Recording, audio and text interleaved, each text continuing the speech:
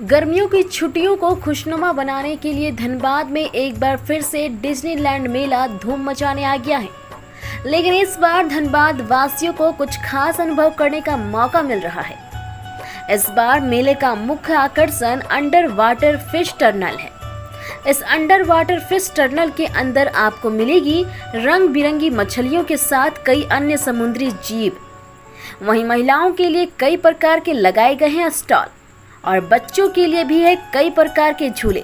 तो देर किस बात की, अभी आइए जिला परिषद मैदान धनबाद और उठाइए आनंद। धनबाद में पहली बार रोबोटिक सर्जरी की सुविधा शुरू हो गई है। धनबाद के SJAS सुपर स्पेशलिटी हॉस्पिटल यह सुविधा लेकर आई है।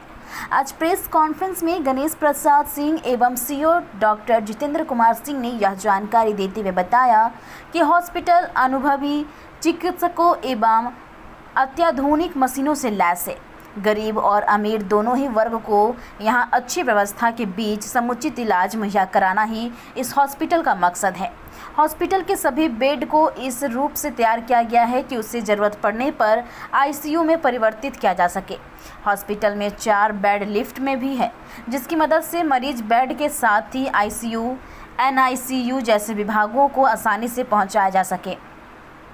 MRI के लेटेस्ट मशीन भी उपलब्ध कराई गई है, जो कि किसी भी परिस्थिति में एक बेहतर इमेज लेने की क्षमता रखती है।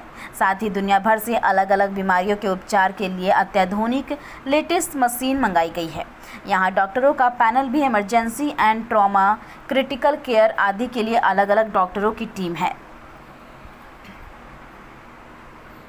मेरा नाम गणेश प्रसाद सिंह है और धनबाद में रहने के दौरान हमारे माता पिता, हमारे बच्चे ये कौन सी समस्याओं से रूबरू हुए हैं, उन तमाम चीज़ों को हमने ध्यान में रख के और हमने कोशिश किया कि एक ऐसे हॉस्पिटल का निर्माण हो जिसमें गरीब से लेके अमीर तक सबके लिए सुविधा और मौका उपलब्ध हो और उनके पहुंच के अंदर उसके इलाज की व्यवस्था हो जाए।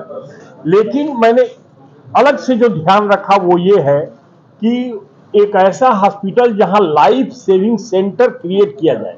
हम लोग बार बार ये आपको कह रहे हैं कि एक लाइफ सेविंग सेंटर, जिसका टेक्निकल नाम ट्रामा सेंटर है, वो ट्रामा सेंटर के रूप में हॉस्पिटल को लेके आए हैं।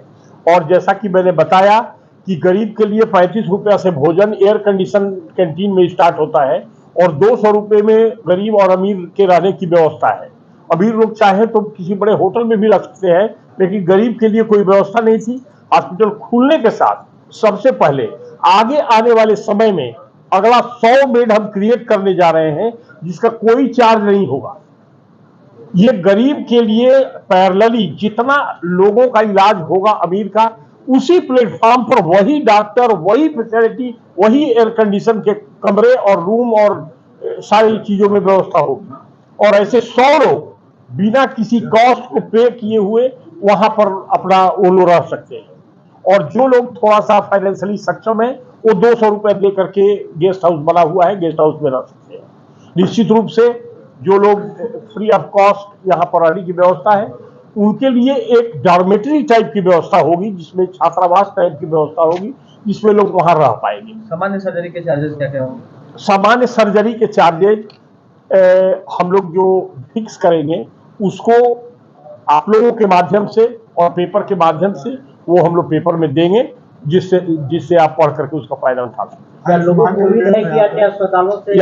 यहाँ पर आयुष्मान के अलावा आप लोगों ने पूछा ESI, TPA, जितनी भी सरकारी स्कीम्स हैं, यह जान करके आपको प्रसन्नता हो सकती है कि सरकार के जितने भी डिपार्टमेंट्स हैं सब लोग हमारी मदद को आगे आ रहे हैं और हमको उनके साथ अफिलिएशन होने में, उनके साथ रिकॉग्निशन होने में हमको कम से कम कठिनाइयों का सामना करना पड़ रहा है। और आने वाले कुछ 10-20 दिन या 1 महीने के अंदर हम चाहे ESI हो, TPA हो, इंश्योरेंस हो, आयुष्मान हो, सबसे हम संबंधित होंगे और सबका फायदा आम जन उठाएंगे। आम और खास सबको इसका फायदा मिल जाएगा। अस्पताल का विधिवत उद्घाटन हम लोगों ने इसको 3 चरण में हॉस्पिटल के कार्यक्रम को रखा। पहले हमने हॉस्पिटल का निर्माण किया। निर्माण के साथ हमने इसका पहले परमपिता परमात्मा से प्रार्थना की, आराधना किया और 22 जनवरी को जिस दिन भगवान राम का मूर्ति का स्थापना हो रहा था, उसी दिन इस हॉस्पिटल का पूजा पाठ करके हमने उसको श्री गणेश किया। फिर हमने इस पूरे हॉस्पिटल के सिस्टम को, इस पूरे, देखिए, बनाना और चलाना दोनों बहुत बड़ी चीज है। हॉस्पिटल इतना बड़ा कॉम्प्लिकेटेड बिल्डिंग है जिसमें हजारों टाइप की मशीनें लगी हुई हैं, उससे एनर्जी और गर्मी पैदा होता है। ये fire fighting system world class लगाए गए हैं। एयर कंडीशनिंग मशीन, सबसे दुनिया की बेहतरीन मशीनें और सुरक्षित मशीन लगाई गई हैं। फिर भी हमने इसको 2-3 महीनों चलाया, जिसको ट्रायल फेज कहते हैं। जहां आप आए हैं, ये ट्रायल फेज पूरा हो चुका है। अब नेक्स्ट चरण में हमारे देश के प्रधानमंत्री, मुख्यमंत्री, जो लोग हमें मौका देंगे, जिनके पास समय होगा, उनको बुला करके इसका 3रे चरण में हम लोग उद्घाटन की तैयारी में लगे हुए हैं। अब हम लोग आज के बाद प्रेस को सूचना करके और उद्घाटन की तैयारी। अन्य निजी अस्पतालों से क्या आपके यहाँ जो सस्ता दर में ट्रीटमेंट होगा या जांच होगा? हम लोग जो है यहाँ पर एक ऑप्टिमम प्राइस जिसको कहते हैं, जो कि आम और खास लोगों के पहुंच के अंदर हो। जैसे आपको रहने में थोड़ी सुविधा मिल जाए, पैसे ना लगे, तो अल्टीमेटली कॉस्ट घटेगा। आपको जाके खाने के लिए आपको ये चिकन मसाला और मुर्गा मसाला नहीं खाना है, लेकिन 35 रुपए में भरपूर भात, दाल, सब्जी उसको मिलेगा। तो ये झारखंड में, देश में कहीं कोई ब्रांच नहीं है। हम लोगों का किसी से कोई कोलैबोरेशन नहीं है। ये अपना यूनिक ब्रांच है, गणेश प्रसाद सिंह एंड सन्स के द्वारा बनाया हुआ, और इसी को केवल हम लोग संचालित करते हैं। बाकी किसी से हमारा कोई संबंध नहीं। क्या भविष्य में संबंध होने का चांसेस है? ये देखिए, बड़े और एक्सेलेंट सेंटर जो भी है, मेडिकल फैसिलिटी को इम्प्रूव करने के लिए जो करना होगा हम करेंगे। धनबाद के लोग हमसे डायरेक्ट जुड़े रहे, लेकिन आपको जान करके खुशी होगी, हमको नहीं लगता है कि कोई भी अमानवीय व्यवहार हमने किसी के साथ किया है। वो जहां तक उसके लाश को रख करके, पेशेंट को 4 दिन वहां रख करके, और उसमें यहाँ वसूली केंद्र नहीं है। वसूली केंद्र हमने अपने संतान को किसी भी संस्था के लिए झोंक देना, बाहर से हटा, इंग्लैंड से और अमेरिका से पढ़ा करके आपके धनबाद में लाना, ये कोई आदमी बिना त्याग के नहीं हो सकता है। तो रीइंफोर्स करूंगा। रिसेंटली अभी एक महिला है जिसका इलाज चल रहा था, और इलाज के दौरान मिशन में या दुर्गापुर में एक अस्पताल है, वहाँ से वो पेशेंट को रिजेक्ट किया गया कि आपका इलाज नहीं हो सकता, अब आप ले जाइए और ये घर पे जान जाए आराम से, इस तरह की बातें। मुझे बताते हुए खुशी हो रही है कि हमारे जितने सक्षम डॉक्टर हैं, हम सब ने मिल के उस पेशेंट को बचाया है। वो आज के टाइम में बहुत अच्छा कर रही हैं और रिकवरी होके अब 2-3 दिन में घर जाएंगी।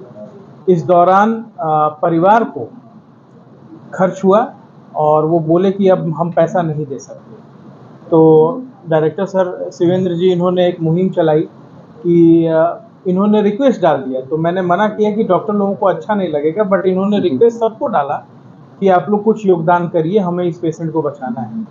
मुझे बताते हुए मेरे रोंगटे खड़े हो रहे हैं।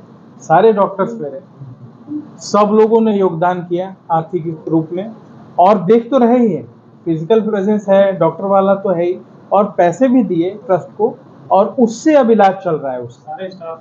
और सारे हमारे जितने भी एसएस परिवार में जितने लोग हैं, सब लोगों ने कुछ ना कुछ आर्थिक रूप से मदद कर दी, और हम लोग अभी भी उसका इलाज कर रहे हैं। परिवार पैसा नहीं उठा पा रहा है, लेकिन हम लोग इलाज कर रहे हैं, और हम लोग अब उसे ठीक करके भेजने वाले हैं 2 दिन। सीनियर कंसल्टेंट हमारे पास हैं, जो देश के अलग अलग कोने से आए हुए हैं, फुल टाइम यहाँ पे कार्यरत हैं, और सुबह से लेके शाम तक, दिन से लेके रात तक, जो आप बोलते हैं 24 घंटे अवेलेबल हैं।